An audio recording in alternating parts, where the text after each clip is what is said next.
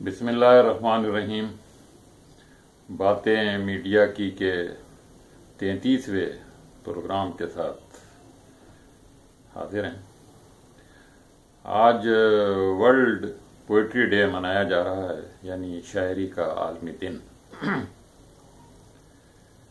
اس حوالے سے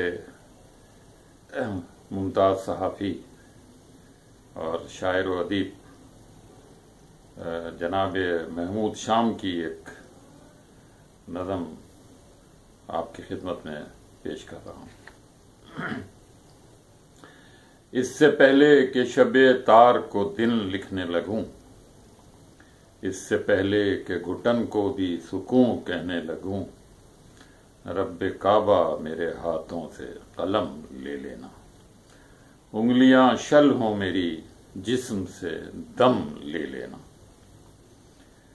اس سے پہلے کہ عقیدوں کی تجارت سیکھوں، اس سے پہلے کہ میں طاقت کی عبادت سیکھوں، اس سے پہلے کہ حقائق میں خیانت سیکھوں، اس سے پہلے کہ تعلق میں رذالت سیکھوں، رب کعبہ میرے ہاتھوں سے قلم لے لینا۔